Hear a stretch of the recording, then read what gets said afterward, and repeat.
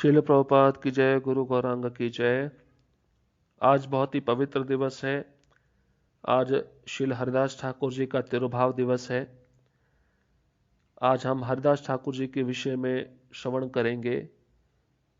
स्वयं चैतन्य महाप्रभु ने हरिदास ठाकुर को नामाचार्य की पदवी प्रदान की, जो नाम के आचार्य कहलाते हैं, क्योंकि ये दिन में 3 लाख नामों का जप करते थे। इसको 192 माला भी कहा जा सकता है, जो 192 माला करने में लगभग 24 घंटा ही लगता है। तो हरिदास ठाकुर किस कारण से प्रकट हुए, उसका वर्णन पहले हम सुनेंगे।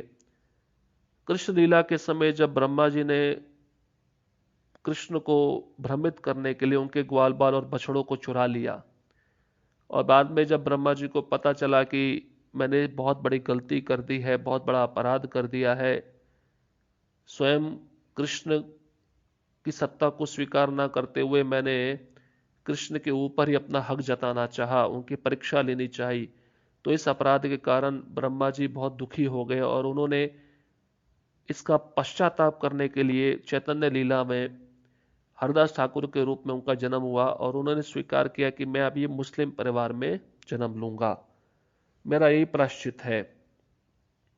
तो हरदास ठाकुर ये ब्रह्मा जी ही हैं और मुस्लिम परिवार में इनका जन्म हुआ, और ये केवल इसी महामंत्र का जप और कीर्तन करते थे। बताया जाता है कि शुरुआत में रामचंद्र खान नाम का एक व्यक्ति था, जो हरदास ठाकुर के यश को नष्ट करना चाहता था, उनकी प्रसिद्धि को नष्ट करना चाहता था। तो इस उद्देश्य से उस रामचंद्र खान ने हरदास ठाकुर के पास एक वेश्या भेजी कि तुम इसके जीवन चरित्र को नष्ट कर दो, क्योंकि ये बहुत प्रसिद्ध हो रहा है। रामचंद्र खान के कहने के अनुसार वह वेश्या रात के समय बहुत सज धज कर जब हरदास ठाकुर की कुटिया पे पहुंची, उनको आकर्षित करने के लिए, हरदास ठाकुर ने उस वेश्या को देखा और कहा कि उसको आसन दिया, उसको बिठा दिया और कहा कि आपकी क्या इच्छा है। तो उस हरदास ठाकुर को वेश्या कहने लगी कि मेरी एकमात्र ये इच्छा है कि आप इतने सुंदर पुरुष हैं, मैं एक सुंदर स्त्री हूं और एक सुंदर रात है, तो हम एक दूसरे का संग करें। तो हरदास ठाकुर ने कहा कि मैंने संकल्प लिया है कि मैं 3 लाख नाम का जप करूंगा, उसके पश्चात मैं आपकी इच्छा को पूर्ण कर सकता हूं। यह सुनकर वेश्या ने कहा ठीक है, मैं यहीं पे बैठूंगी। और हरदास ठाकुर उनको बोले आप प्रतीक्षा करिए और जो मैं हरिनाम ले रहा हूं उसको सुनिए बस। तो वह वेश्या तुलसी महारानी के पास बैठ गई और उसी के पास में हरदास ठाकुर इस हरे कृष्ण महामंत्र का जप कर रहे थे। पहला दिन, पहली रात्रि बीत गई और रामचंद्र खान ने उस वेश्या को बोला तुम जिस कार्य के लिए मैंने तुम्हें भेजा था वो पूर्ण हो गया क्या? तो वेश्या कहने लगी नहीं, आज पूर्ण होगा, आप निश्चिंत रहिए। दूसरी रात्रि जब वह वेश्या गई तो उसने वही इच्छा व्यक्त की। हरदास ठाकुर बोले मेरा संकल्प है कि मैं 3 लाख नाम जप के बिना किसी की भी इच्छा को पूर्ण नहीं करता हूं, तो आप बैठिए, हरिनाम सुनिए। दूसरे रात्रि को भी पूरी रात उस वेश्या ने शुद्ध भक्त हरिदास ठाकुर के मुख से शुद्ध हरिनाम का श्रवण किया। जब सवेरा हो गया वे वेश्या चली गई। रामचंद्र खान वही प्रश्न पूछे, जिस कार्य के लिए मैंने भेजा था वो उद्देश्य पूरा हुआ? तो उस वेश्या ने कहा कि नहीं, आज पूरा पूरा हो जाएगा, क्योंकि आज तीसरा दिन है, आज निश्चित ही जब वो कार्य होगा तो आप अपने सिपाहियों को भेज देना, और भेजने के बाद में सबको पता चल जाएगा कि हरदास ठाकुर की प्रसिद्धि कुछ नहीं है, ये खाली वेश्या का संग करता है। यह सुनकर तीसरी रात्रि भी वह वेश्या आई और हरदास ठाकुर को विचलित करने लगी और कहने लगी, अपनी इच्छा को व्यक्त किया। तो हरदास ठाकुर फिर बिठा दिए उनको और बोले हरिनाम सुनिए। तीसरी रात्रि भी उस वेश्या ने हरिनाम सुना। उसके पश्चात वह वेश्या बहुत ही आंखों में आंसू भरकर पश्चाताप करते हुए हरदास ठाकुर के चरणों में गिर पड़ी और कहा कि वास्तव में षड्यंत्र के द्वारा मुझे यहाँ पे आपको गिराने के लिए भेजा गया है। हरदास ठाकुर बोले, मुझे सब पता है, मैं तुम्हारे उद्धार के लिए यहाँ पे रुका रहा, प्रतीक्षा किया। तो उस वेश्या ने हरदास ठाकुर के चरणों में गिरकर दीक्षा मांगी, मुझे दीक्षा दीजिए हरिनाम की। हरदास ठाकुर उसको दीक्षा दिए, परंतु कहे कि पाप वृत्ति से तुमने जितना धन कमाया है सब वैष्णवों में और ब्राह्मणों में बांट दो। वह वेश्या तुरंत घर गई। उसने जो भी सामान पाप वृत्ति से कमाया था, जो भी धन पाप वृत्ति से, वेश्या वृत्ति से कमाया था, वह सब ब्राह्मणों और वैष्णवों में बांट दिया। और उसी जगह पे आ गई, 3 लाख नामों का जप करने लगी, खाना पीना बंद कर दिया। उसके कारण उसकी इंद्रियां जीर्ण हो गई, शरीर सिकुड़ गया, उसने सर मुंडवा लिया, सफेद साड़ी पहन ली। तो ये जब वैराग्य उन गांवों के लोगों ने उस वेश्या के अंदर देखा तो वह समझ गए कि हरदास ठाकुर ने के संग से एक वेश्या भी महान भक्त बन गई। तो हरदास ठाकुर कितने महान हैं। तो हम देख सकते हैं हरदास ठाकुर पे किसी भी प्रकार का कोई प्रभाव नहीं होता, क्योंकि सदैव उनका मन कृष्ण के चरण कमलों में लगा रहता है।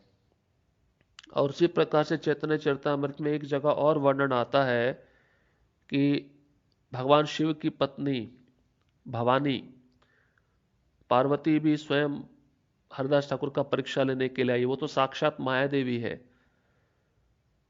बहुत सुंदर वर्णन है, बहुत सुंदर ढंग से सज के आई, हाव भाव करने लगी।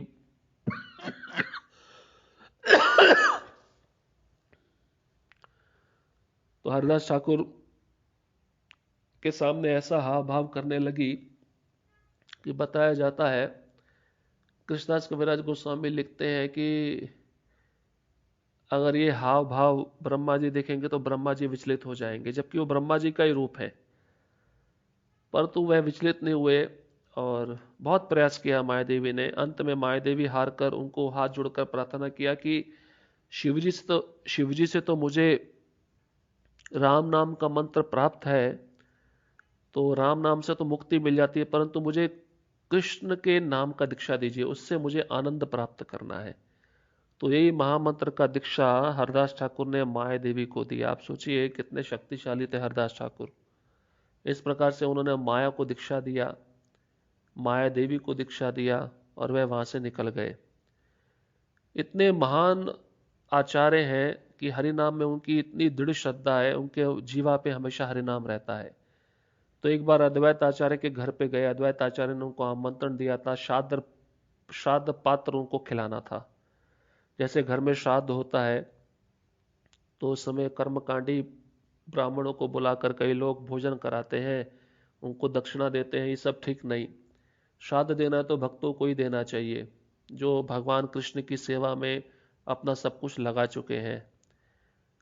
क्योंकि अद्वैत आचार्य जानते थे कि हरदास ठाकुर को श्राद्ध खिलाना मतलब 10 करोड़ ब्राह्मण को खिलाने के बराबर है। देखिए, एक शुद्ध भक्त 10 करोड़ ब्राह्मण के बराबर होता है। तो इस समाज में बात फैल गई थी, अद्वैत आचार्य एक ब्राह्मण कुल के और एक मलेच्छ परिवार में जन्म लिए हरदास ठाकुर को श्राद्ध खिला रहे हैं।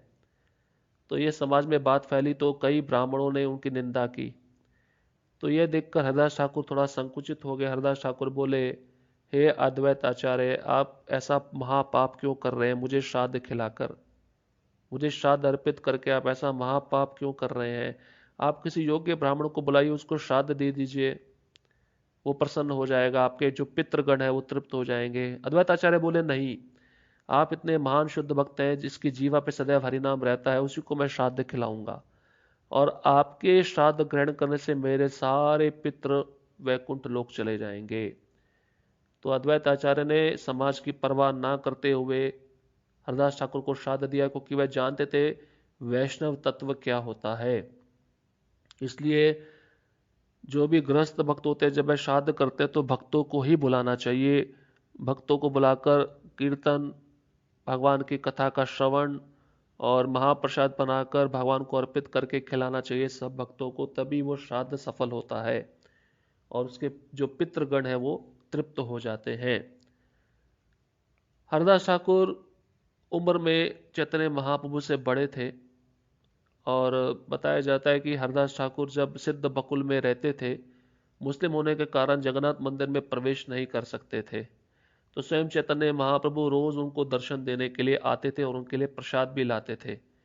देखिए, भक्त मंदिर में नहीं जा सकता भगवान के, तो भगवान स्वयं आते हैं चल के उसको दर्शन देने के लिए। इतने महान और शुद्ध भक्त थे हरदास ठाकुर। और वह सिद्ध बकुल में बैठे बैठे चक्र का दर्शन करते थे। चक्र का दर्शन करने से उनको कृष्ण जगन्नाथ जी का दर्शन होने लगता था। पर फिर भी चैतन्य महाप्रभु रोज आते थे और उनको मिलकर फिर समुद्र स्नान के लिए जाते थे। एक दिन चैतन्य महाप्रभु ने अपने सेवक गोविंद को भेजा महाप्रसाद के साथ, और जब गोविंद आए हरदास ठाकुर के पास में और कहे कि आप इस महाप्रसाद को ग्रहण करिए, तो हरदास ठाकुर बोले मेरा जप पूरा नहीं हुआ है। तो उन्होंने निरादर नहीं किया महाप्रसाद का, पहले महाप्रसाद को प्रणाम किया, उसके बाद में एक कण लिया, उसको स्वीकार किया और अपना जप करने लगे। ये सूचना गोविंद ने जाकर चैतन्य महाप्रभु को दी। चैतन्य महाप्रभु अगले दिन हरदास ठाकुर का दर्शन करने आए तो देखे कि हरदास ठाकुर पीठ के बल लेटकर जप कर रहे हैं, उनका शरीर वृद्ध हो चुका है। यह देखकर चैतन्य महाप्रभु हरदास ठाकुर को पूछे, हरदास क्या बात है, तुम्हारी तबीयत तो ठीक है ना, तुम्हारा स्वास्थ्य तो ठीक है ना? तो हरदास ठाकुर इतना अच्छा उत्तर देते हैं। हरदास ठाकुर कहते हैं, मेरा शरीर तो ठीक है पर मेरा मन विचलित है। चैतन्य महाप्रभु पूछते हैं, तुम्हारा मन विचलित कैसे हो सकता है, क्या कारण है? तो एकमात्र कारण बताते हरदास ठाकुर कि मैंने अपना जप का संख्या पूरा नहीं किया, इसलिए मेरा मन विचलित है। तो प्रभुपाद जी उस तात्पर्य में लिखते हैं कि प्रत्येक शिष्य का कर्तव्य पहले अपने जप की संख्या को पूरा करे। यह सुनकर चैतन्य महाप्रभु को बोलते हैं कि आप तो मुक्त जीव हो, आपको इतना ज्यादा जप करने की आवश्यकता नहीं है, आप जप की संख्या को कम कर दो। ये सुनकर हरदास ठाकुर बोले, नहीं, जो जप की संख्या मैं रखी है उतना ही मैं पूर्ण करूंगा। देखिए, जितनी संख्या हमको मिली है उतना ही करना चाहिए, उससे ज्यादा करिए पर कम नहीं करना है। यह सुनकर चैतन्य महाप्रभु से एक इच्छा व्यक्त की हरदास ठाकुर की, मुझे पता है आप अपना लीला समाप्त करके कुछ ही सालों के बाद इस संसार से पलायन करने वाले हैं, जाने वाले हैं। तो मेरी एक इच्छा है कि आपसे पहले मैं इस संसार को छोड़ के जाना चाहता हूं। जब ये बात चैतन्य महाप्रभु सुने तो इतने दुखी हो गए, इतने इतने व्यथित हो गए। मैं कहने लगे, हरदास, अगर तुम चले जाओगे तो मुझे किसका संग प्राप्त होगा? तुम्हारे संग के कारण ही तो मैं शुद्ध हुआ हूं। और हरदास ठाकुर बोले, मुझे माया में मत डालिए। मुझ जैसे तुच्छ भक्त के जाने से आपको कोई फर्क नहीं पड़ेगा। जैसे एक ब्रह्मांड से चींटी चली जाती है, वैसे ही मेरा जाना होगा। आपके इतने सारे शुद्ध भक्त हैं, अनुयायी हैं, मेरे जाने से आपको कोई फर्क नहीं पड़ने वाला है। यह सुनकर चैतन्य महाप्रभु बहुत दुखी हो गए और बोले कि वास्तव में तुम जैसे महान भक्त का संग मुझको प्राप्त नहीं हो पाएगा। इतना कहते ही चैतन्य महाप्रभु हरदास ठाकुर का गुणगान करने लगे और उनके 5 मुख हो गए। अपने 5 मुखों से सब भक्त देख रहे थे चैतन्य महाप्रभु हरदास ठाकुर का गुणगान कर रहे हैं। वे कहते हैं, अगर शुद्ध मन से कोई हरदास का नाम भी लेता है वो गोलोक वृंदावन चला जाता है। कोई चिड़िया भी हरदास का नाम लेगी वो भी गोलोक चली जाएगी। तो इतने महान आचार्य हरदास ठाकुर, उन्होंने अपनी इच्छा व्यक्त की कि मुझे आपसे पहले संसार को छोड़ना है, क्योंकि आपका विरह मैं महसूस नहीं कर पाऊंगा। तो चैतन्य महाप्रभु बोले, ठीक है, कृष्ण की प्रबल इच्छा है, तुम चाहते हो यही होगा। अगले दिन चैतन्य महाप्रभु सभी भक्तों को लेकर आए सिद्ध बकुल में और कहा, सभी भक्तों को संकीर्तन प्रारंभ कीजिए। संकीर्तन सभी भक्तों ने शुरू किया। हरदास ठाकुर समझ गए अभी समय आ गया है, मुझे अपना शरीर त्यागना है। और हरदास ठाकुर का शरीर त्यागना बिल्कुल भीष्म पितामह के शरीर त्यागने जैसा ही था। बताया जाता है हरदास ठाकुर ने अपने नेत्रों को चैतन्य महाप्रभु के मुख कमल पे टिका दिया। हरदास ठाकुर ने अपनी जीवा से केवल श्री कृष्ण चैतन्य, श्री कृष्ण चैतन्य, श्री कृष्ण चैतन्य का उच्चारण करने में लगा दिया। और हरदास ठाकुर ने अपने मन को चैतन्य महाप्रभु के चरण कमलों पे लगा दिया, जैसे एक भंवरा एक कमल पुष्प पे टिक जाता है और उसके रस का आस्वादन करता रहता है। तो हमें हरदास ठाकुर के पारायण से सीखना है कि मृत्यु के समय हमारी भी जीवा कृष्ण का नाम ले, कृष्ण के रूप को देखे और मन से कृष्ण के चरण कमलों का स्मरण करे। जीवन की यही सार्थकता है। इसी के लिए हमें प्रयत्न करना है पूरा जीवन भर। समय आ गया, हरदास ठाकुर इस तरह से अपना शरीर त्याग दिए और चैतन्य महाप्रभु बोले हरदास ठाकुर का शरीर त्यागना बिल्कुल भीष्म पितामह के शरीर त्यागने जैसा है। मुझे भीष्म पितामह की याद आ गई। हरदास ठाकुर का दिव्य शरीर लेकर चैतन्य महाप्रभु अपने गोद में लेकर नृत्य करने लगे। इतने भावावेश में नृत्य करने लगे कि समय बीतने लगा। चैतन्य महाप्रभु को पता नहीं चला कि अंतिम क्रिया भी करनी है। स्वरूप दामोदर ने उनको होश में लाए कि महाप्रभु समय बीता जा रहा है, हमें हरदास ठाकुर के शरीर की अंतिम क्रिया करनी है। चैतन्य महाप्रभु अपनी गोद में ही हरदास ठाकुर के शरीर को लेकर कीर्तन करते करते समुद्र के तट पे गए, जहां आज भी आप देख सकते हैं कि समुद्र के तट पर जगन्नाथपुरी में हरदास ठाकुर की समाधि है। सबसे पहले चैतन्य महाप्रभु ने उस दिव्य शरीर को, हरदास ठाकुर के शरीर को समुद्र में स्नान कराया। स्नान कराने के बाद अपने हाथों से हरदास ठाकुर के लिए समाधि बनाया। समाधि बनाने के बाद उनके शरीर को, पार्थिव शरीर को वहां पे रखा और सभी भक्तों से कहा कि आप जगन्नाथ जी का महाप्रसाद, जगन्नाथ जी का वस्त्र, जगन्नाथ जी के रस्सी सब लेके आइए, हरदास ठाकुर के शरीर को अर्पित कीजिए। सब भक्तों ने सब जगन्नाथ जी की दिव्य उच्चिष्ट हरदास ठाकुर के शरीर पर अर्पित किया। स्वयं चैतन्य महाप्रभु सभी भक्तों से बोले कि अभी आप सभी मिलकर मिट्टी डालिए हरदास ठाकुर के शरीर के ऊपर। मिट्टी डाला सबने, उनकी समाधि बना दी। फिर अपने हाथों से चैतन्य महाप्रभु ने उस समाधि की रक्षा के लिए कुंपन बनाया कि जिससे उस समाधि को कुछ क्षति ना पहुंचे। और उसके बाद में स्वयं चैतन्य महाप्रभु घोषणा किए कि आज से समुद्र तीर्थ बन गया, क्योंकि हरदास ठाकुर इसमें स्नान किए। जो भी इस समुद्र में स्नान करेगा उसको सभी तीर्थों का फल प्राप्त हो जाएगा। और जो भी इस हरदास ठाकुर के लीला में जो हुई है, तिरोभाव की लीला, उसको देखा है, उसको श्रवण किया, उसको कृष्ण के प्रेम की प्राप्ति होगी। चैतन्य महाप्रभु अंदर से तो बहुत दुखी थे। उन्होंने विचार किया हरदास ठाकुर तो चले गए मुझे छोड़कर, अभी उनके तिरोभाव पर बहुत बड़ा प्रसाद, महाप्रसाद का वितरण करना चाहिए, फीस्ट करना चाहिए। ये सब लीला चैतन्य चरितामृत के अंत्य लीला में दी गई है। एक अलग से अध्याय आप उसको पढ़ सकते हैं, बहुत ही सुंदर है और मुझे बहुत प्रिय है। चैतन्य महाप्रभु सन्यासी होकर अपना उत्तरी उतारकर जगन्नाथपुरी की प्रत्येक दुकान में हरदास ठाकुर के लिए भिक्षा मांगने लगे। मेरे हरदास ठाकुर का तिरोभाव हुआ है, आप कुछ भिक्षा दीजिए, मैं भक्तों को प्रसाद खिलाना चाहता हूं। यह देखकर सभी दुकानदारों ने बहुत भर भर के, मुट्ठी भर भर के चैतन्य महाप्रभु को प्रसाद अर्पित किया। यह देखकर स्वरूप दामोदर जान गए कि इतना महाप्रसाद आ रहा है कि चैतन्य महाप्रभु उठा नहीं पाएंगे। तो उन्होंने चैतन्य महाप्रभु को हाथ जोड़ के नम्र निवेदन किया कि हम हरदास ठाकुर के लिए प्रसाद इकट्ठा करते हैं, आप बैठ जाइए। तो स्वरूप दामोदर अपने साथ 4-5 भक्तों को लेकर सभी दुकानों में जाकर महाप्रसाद इकट्ठा किए। चैतन्य महाप्रभु स्वयं सभी भक्तों को पंक्ति में बिठाए और अपने हाथों से सभी भक्तों को प्रसाद परोसे। उन्होंने कहा मेरे हरदास का तिरोभाव हुआ है, आप सभी प्रसाद जी भर के ग्रहण करिए। देखिए कोई भी वैष्णव इस संसार से जाता है तो उसके उपलक्ष्य में फीस्ट महाप्रसाद रखना चाहिए। तो चैतन्य महाप्रभु वही आचरण से हमको सिखा रहे हैं। स्वयं सब सेवा किए, स्वयं भिक्षा मांगे और स्वयं सभी भक्तों को प्रसाद अपने हाथों से परोस रहे हैं, सर्विंग कर रहे हैं। और इतनी आंखों से आंसू आ रहे हैं चैतन्य महाप्रभु के कि हरदास ठाकुर का नित्य नवीन उनको स्मरण हो रहा है। जो जो लीलाएं उन्होंने उनके साथ में की वो उनका स्मरण कर रहे थे। इस प्रकार से हम देख सकते हैं कि भगवान जब भक्त के रूप में आते हैं तो कैसा दूसरे भक्तों के साथ आचरण करते हैं, व्यवहार करते हैं और उनको उनके भक्त कितने प्रिय हैं।